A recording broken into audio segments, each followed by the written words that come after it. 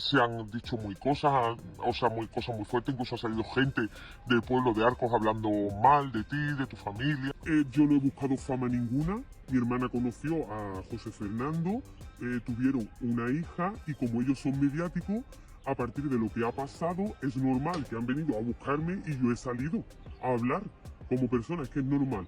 Que dice Gloria, que es que estábamos protegiendo a la niña cuando ella es la que está ahí sentada y ella es la que habla también. Un día Gloria se está pasando 3 pueblos y más y al final lo que va a conseguir es que no se la va a llevar. Encima de que estamos haciéndolo bien por el bienestar de la niña, al final ella no está protegiendo nada. Lo que ocurrió ese día en las calles de un barrio de Madrid ha desatado una tormenta que trasciende lo mediático y se adentra en lo personal, en lo legal y en lo emocional. En medio de una transmisión en directo, cuando aún resonaba el eco de una tragedia reciente, varias vecinas rompieron el silencio y alzaron la voz contra Tamara, una figura que ha estado rodeada de polémica desde que empezó a aparecer en medios opinando sobre la situación de su sobrina. Sin previo aviso, comenzaron a lanzar acusaciones que apuntaban directamente a su moralidad, su responsabilidad familiar y sus verdaderas intenciones. Lo hicieron de forma espontánea, con crudeza, pero con una convicción que parecía nacer del hartazgo y de los años de observar desde la cercanía el comportamiento de quien ahora se muestra como la salvadora de una menor que ni siquiera tiene todavía asignada una tutela formal. La madre de la niña ha fallecido hace apenas unos días, y el padre se encuentra bajo el cuidado de una institución pública dependiente de la Comunidad de Madrid, lo que deja a la pequeña en una especie de limbo legal. Ante este panorama incierto, lo último que muchos esperaban era que una tía, con una historia personal también cuestionable, apareciera en televisión como figura de autoridad moral. Pero eso no fue lo más fuerte. La escena se volvió todavía más perturbadora cuando comenzaron a circular imágenes del día de la muerte de Michu, madre de la menor. En los vídeos, que fueron compartidos por residentes del barrio, se aprecia la llegada de los servicios de emergencia. Patrullas de policía, ambulancias, agentes cerrando la calle entera y decenas de personas alrededor sin comprender exactamente lo que estaba sucediendo. Muchos de los presentes no sabían que lo que se había producido era el fallecimiento de la expareja de José Fernando, y la tensión en el ambiente era tan densa que parecía cortarse con cuchillo. Algunas vecinas, que aseguran vivir pared con la familia, ofrecieron estas grabaciones como prueba de que no están fabulando, de que conocen de primera mano los hechos y a sus protagonistas. Una de ellas, con voz temblorosa, lanzó una frase que captó la atención de todos. A una sobrina se le quiere, sí, pero una hija duele más. Y si tú, como madre, has entregado la custodia de tu propia hija, no vengas ahora a fingir que luchas por tu sobrina. Esto no es por amor. Esto es por el interés. Por molestar. Por llamar la atención. Y quizás, también, por dinero. La crudeza del testimonio no terminó ahí. Otra vecina llamada Isabel, visiblemente alterada, interpeló directamente a Tamara en pleno directo, contradiciendo cada palabra que ésta había dicho en días anteriores. Dices que no me conoces, pero claro que sabes quién soy. Hemos compartido bloque, calle, años de vivir puerta con puerta. Lo que pasa es que nunca has tenido el valor de mirar a la cara. Tú sabes perfectamente quién soy. Y sabes que todo lo que estás diciendo son falsedades. Has construido un personaje que nada tiene que ver con lo que verdaderamente eres. Tamara, arrinconada por los testimonios, intentó mantenerse en calma y respondió con una actitud aparentemente diplomática, diciendo que respetaba la opinión de todos, pero que no iba a entrar en discusiones. Sin embargo, su postura no convenció a nadie. En cuestión de segundos, pasó de afirmar que no conocía a las vecinas a reconocer que quizás sí, que tal vez las había saludado alguna vez. Las contradicciones comenzaron a multiplicarse, y cada frase suya era desmontada por los relatos de quienes convivían con ella desde hace años.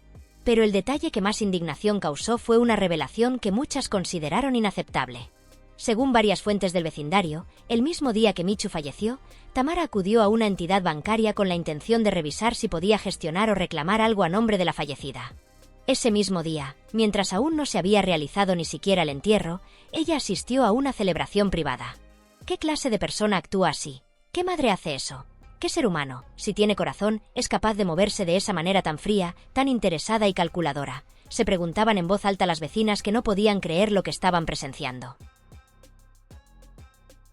Lo que se vivió ese día en una modesta calle de Madrid no fue solo una tragedia que dejó una silla vacía y una niña huérfana, sino el inicio de una tormenta pública que ha ido creciendo con cada declaración, cada imagen capturada por un móvil, y cada intervención en televisión de los personajes implicados. La muerte de Michu, en circunstancias aún envueltas en discreción, no solo ha dejado una pérdida dolorosa, sino que ha detonado una guerra soterrada por el control narrativo y, más grave aún, por la tutela de su hija, una menor que ahora queda en medio de una red de intereses, opiniones enfrentadas, resentimientos antiguos y, posiblemente, motivaciones económicas. El barrio entero quedó paralizado cuando las ambulancias llegaron al lugar. Las sirenas se mezclaban con las miradas desconcertadas de los vecinos, con los gritos apagados y la tensión que crece cuando uno sabe, sin saberlo aún del todo, que ha ocurrido algo irreversible. Poco a poco, las piezas empezaron a encajar, y lo que antes era solo un movimiento anómalo de vehículos oficiales, se convirtió en una certeza amarga. Michu había muerto. La madre de la niña ya no estaba. Y lo que ocurrió después no fue el silencio natural de la pérdida ni la contención familiar que uno esperaría en una situación tan desgarradora.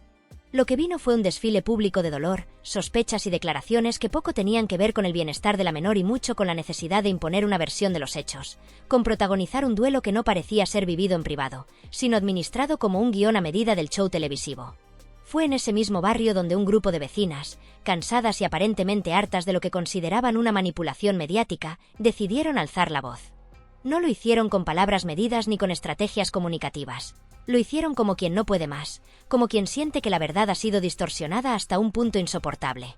Frente a las cámaras, en medio de una conexión en directo, comenzaron a desmontar una a una las afirmaciones de Tamara, la mujer que desde hacía días venía presentándose en televisión como el principal referente moral y afectivo de la niña huérfana. Las vecinas, con nombres, rostros y ubicaciones verificables, no hablaron con rabia, sino con una indignación acumulada durante años. Decían conocerla, haber compartido escalera, bloque, calle, silencios y saludos de pasillo. Decían, también, que nunca la vieron acompañada de su sobrina, ni con su madre, ni mostrando preocupación alguna por esa menor que ahora decía querer proteger. El testimonio fue demoledor no solo por lo que decía, sino por la carga emocional que lo acompañaba. Una sobrina se quiere, decía una de ellas, pero una hija duele más. Y si tú le diste la custodia de tu hija a tu expareja, ¿por qué vienes ahora a luchar por una niña con la que nunca compartiste vínculo real? Esto no va de amor, va de ruido, de exposición, de dinero quizás. Esto va de ganar espacio en la tele, no en el corazón de esa niña. Era una acusación cruda, directa, sin anestesia. Pero lo más desconcertante no fue lo que dijeron ellas, sino la respuesta de Tamara, que lejos de desmentir con firmeza o defenderse con claridad, comenzó a caer en contradicciones visibles. Primero negó conocer a las vecinas. Luego, ante la evidencia de los vídeos y los testimonios, dijo que quizás se las había cruzado, que tal vez las había saludado alguna vez. Más tarde volvió a cambiar su discurso y afirmó que siempre había tenido respeto por ellas, aunque prefería no entrar en discusiones. La fragilidad de su versión quedó expuesta, no por el grito del otro, sino por su propio titubeo. Y entonces surgieron más datos, más detalles, más sombras. Según múltiples fuentes del barrio, el mismo día que Michu falleció, Tamara no se encontraba ni en duelo ni acompañando a la menor. Se encontraba, según estas voces, en una entidad bancaria intentando averiguar si podía gestionar algo a nombre de la fallecida. Ese mismo día, mientras la noticia de la muerte aún recorría los teléfonos del vecindario, ella habría asistido a una celebración privada. Un cumpleaños, dijeron. La palabra resonó como un eco torcido en medio del dolor. ¿Qué clase de madre actúa así?, preguntaba otra vecina. ¿Qué clase de tía? ¿Qué clase de ser humano puede ir a un banco y a una fiesta el día que una niña pierde a su madre? No era una pregunta para obtener respuesta. Era una acusación envuelta en decepción, en rabia, en una especie de necesidad urgente de poner límite al absurdo. Y como si todo eso no fuera suficiente, Tamara se encargó de echar más leña al fuego. Durante sus intervenciones televisivas, comenzó a lanzar burlas e insinuaciones contra Gloria Camila, hermana del padre de la niña. La culpaba de no hacerse cargo, de no preocuparse, de lavarse las manos. Pero los hechos, según personas del entorno cercano, pintan un cuadro distinto.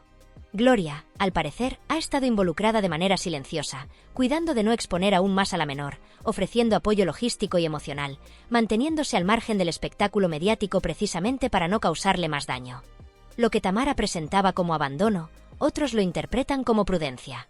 Lo que ella vende como indiferencia, otros lo ven como una forma de protección. Y mientras tanto, la menor sigue en el centro del huracán. Sin madre. Con un padre bajo tutela de la Comunidad de Madrid. Sin una figura legalmente designada. Con su futuro inmediato pendiendo de un hilo. Como si todo esto no bastara, Tamara cayó en otra afirmación que desató una nueva oleada de dudas. Dijo, con rotundidad, que la menor vivía con ella, que ella se estaba haciendo cargo, que estaba ejerciendo como madre sustituta. Pero en una entrevista posterior, cambió la versión. La niña, en realidad, estaba con una prima. Entonces, ¿vive con Tamara o no? ¿Quién dice la verdad? ¿Por qué esa necesidad constante de deformar los hechos, de maquillar la realidad, de decir una cosa el lunes y otra el jueves? Las contradicciones no son casuales.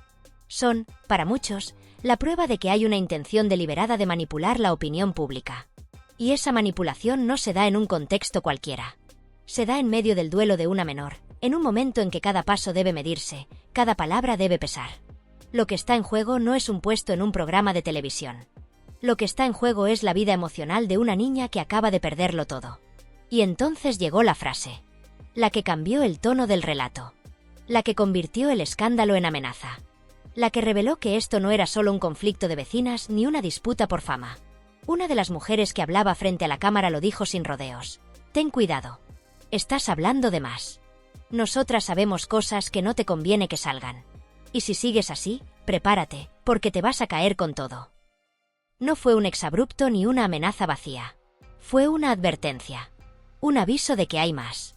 De que hay capas en esta historia que todavía no se han tocado. De que hay verdades escondidas que podrían desmoronar la imagen que Tamara intenta sostener a fuerza de declaraciones, entrevistas y lágrimas televisadas. Y fue ahí, justo ahí, donde la tragedia personal se transformó en un drama colectivo. Donde la historia dejó de ser solo un conflicto doméstico y se convirtió en un problema institucional. Porque si lo que cuentan esas vecinas es cierto, si los actos de Tamara están movidos por intereses ajenos al bienestar de la menor, si realmente hay hechos no confesados que podrían agravar su situación, entonces estamos ante un caso urgente que requiere la intervención inmediata de la Fiscalía de Menores. Ya no se trata de quien tiene razón, ni de quien llora más en cámara, ni de quien consigue más minutos en pantalla. Se trata de proteger a una niña. De evitar que su historia sea usada como moneda de cambio. De impedir que su vida se convierta en contenido para el consumo masivo, en narrativa para el espectáculo, en combustible para la maquinaria mediática. Lo que se necesita ahora es silencio. Intervención profesional. Evaluación psicológica. Un entorno seguro. Lo que se necesita es que los adultos callen y los expertos hablen.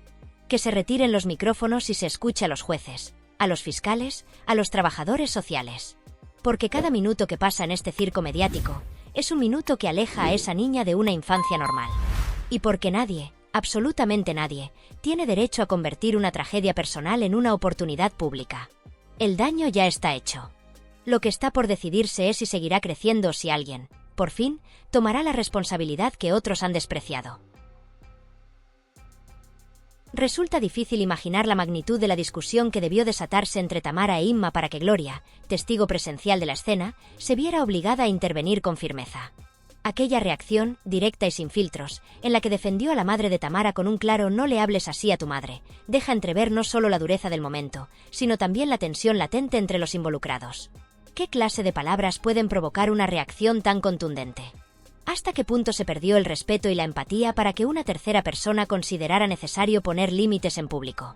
Era, además, un día especialmente delicado. Micho acababa de fallecer y su cuerpo todavía se encontraba presente.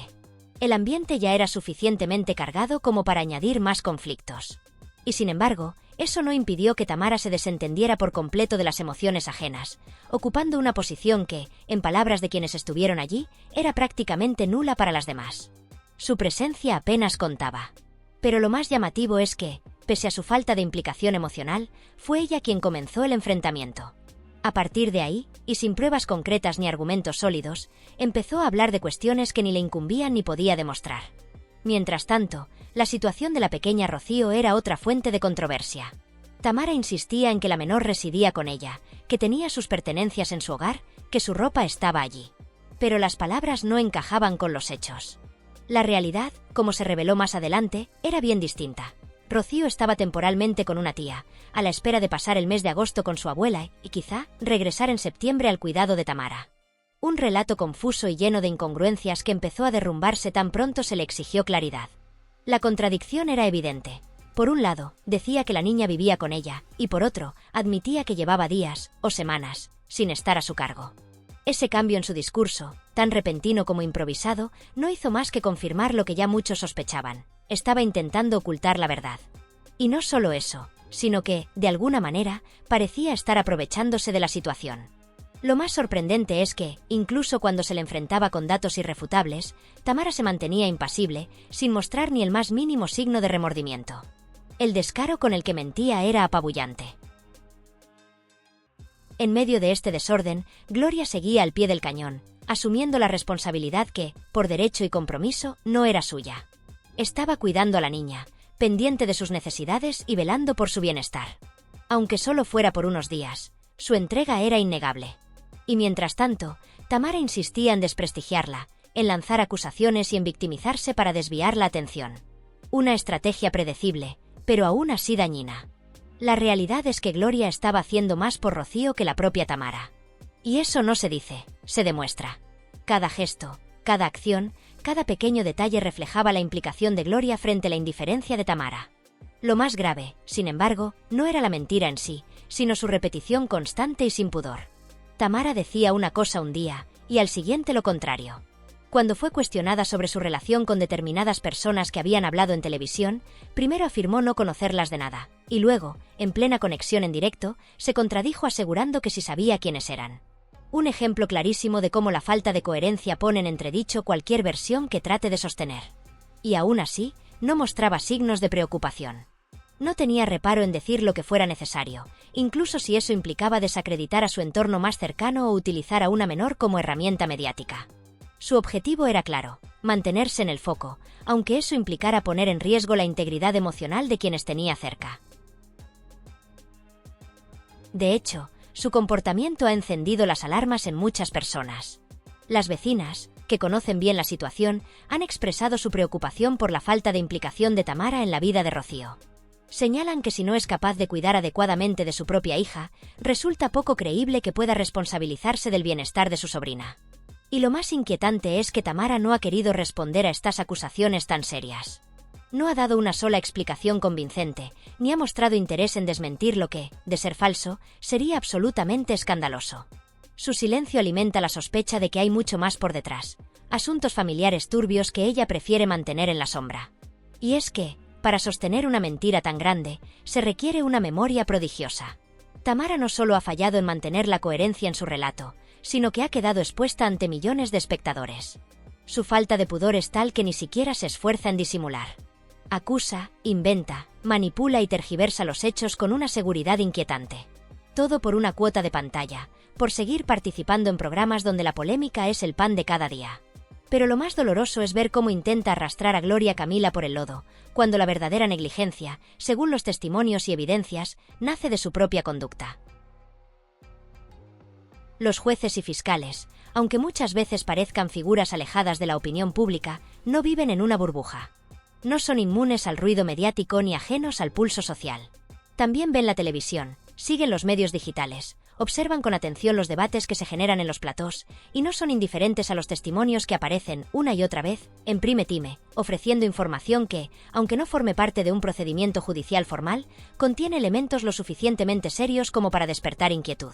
La justicia no puede intervenir únicamente cuando se presenta una denuncia oficial o se entregan documentos en un juzgado. Muchas veces, la alarma social que se genera a través de los medios actúa como detonante para que se inicien investigaciones de oficio, especialmente cuando hay una menor de por medio. En este caso en particular, todo apunta a que no estamos ante una simple polémica televisiva ni ante un conflicto familiar sin mayores repercusiones. Lo que se está relatando día tras día, programa tras programa, entrevista tras entrevista, son hechos que, de ser ciertos, constituyen una clara vulneración de los derechos más fundamentales de una menor. No estamos hablando de diferencias de opinión o de malentendidos domésticos. Hablamos de una situación donde la integridad física, emocional y psicológica de una niña podría estar viéndose comprometida. Y cuando los medios se convierten en altavoz de estas denuncias, con pruebas documentales, declaraciones de testigos directos y una cronología de hechos que no deja indiferente a nadie, no resulta descabellado pensar que este asunto ya haya llegado a conocimiento de las autoridades competentes. De hecho, diversas fuentes cercanas a los entornos jurídicos apuntan a que este caso podría estar bajo observación directa, e incluso en vías de una investigación formal. No se trataría únicamente de una cuestión mediática más, sino de un tema que ya estaría recibiendo atención prioritaria, dada la gravedad de los hechos expuestos. Y no es para menos. Las acusaciones vertidas en torno al estado en el que vive la menor son, como mínimo, escalofriantes. Se ha hablado de una alimentación completamente inadecuada para su edad, lo que podría acarrear consecuencias en su desarrollo físico y cognitivo. Se han mencionado casos reiterados de infestaciones por piojos y chinches, lo cual no solo evidencia una falta de higiene generalizada, sino también una situación de descuido sistemático que pone en tela de juicio la idoneidad de quien debería estar ejerciendo su custodia. Y lo más alarmante, hay quienes aseguran que la niña ha residido en espacios que no cuentan ni siquiera con las condiciones mínimas de salubridad, rodeada de basura, desorden, humedad, suciedad y un clima de absoluta desatención. Este cúmulo de circunstancias no puede, en ningún caso, reducirse a un simple conflicto familiar. No estamos frente a un malentendido pasajero ni ante una diferencia entre adultos que puede resolverse con el tiempo. Estamos hablando de una realidad con implicaciones legales, éticas y sociales profundas. La infancia, por su vulnerabilidad, merece ser protegida con especial celo por parte del Estado, y cuando se vulneran sus derechos. Cuando una niña es expuesta a un ambiente que podría causarle daño físico o emocional, no hay show televisivo ni argumento sentimental que justifique esa situación. El foco de atención, por tanto, no debería estar en los platós, sino en los despachos donde se dictan medidas de protección, en los informes que elaboran los servicios sociales, y en las decisiones que toman los jueces para salvaguardar el interés superior del menor. Porque hay una línea muy peligrosa que, en este caso, parece haberse cruzado, la de utilizar la imagen y la historia de una menor para sostener una narrativa mediática. La exposición pública, en lugar de ser un espacio de denuncia con responsabilidad, se ha transformado en un campo de batalla donde lo que menos importa es el bienestar de la niña. El sufrimiento infantil no puede convertirse en moneda de cambio ni en argumento para sostener un relato victimista. No es aceptable que una figura adulta utilice a una menor como escudo emocional o como herramienta de manipulación ante la opinión pública. Las cámaras, los focos y los aplausos deben apagarse cuando lo que está en juego es la salud y la estabilidad de una niña.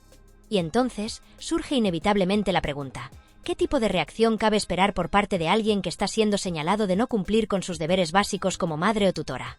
¿Cómo se puede justificar que, mientras la menor estaba en manos de otras personas, incluso desconocidas, se mantuviera un discurso público basado en la mentira, en la distorsión de los hechos o en la negación constante de la realidad? ¿Qué pensar cuando se descubre que la niña no vivía con quien decía estar, sino que era atendida por familiares que asumieron una responsabilidad que no les correspondía por legalidad, pero sí por humanidad? La reacción de Tamara, lejos de ser la de una madre preocupada, ha sido, según quienes la han visto, más cercana a la de alguien molesta por haber sido desenmascarada que angustiada por la situación de su hija. Una actitud que ha generado un profundo rechazo en gran parte de la audiencia, pero también en su entorno más cercano, que no encuentra forma de justificar ese desapego emocional tan evidente. Lo más trágico de todo esto es que, en medio de este despropósito mediático, hay una niña que necesita urgentemente estabilidad, afecto genuino y un entorno seguro. No necesita palabras bonitas frente a las cámaras.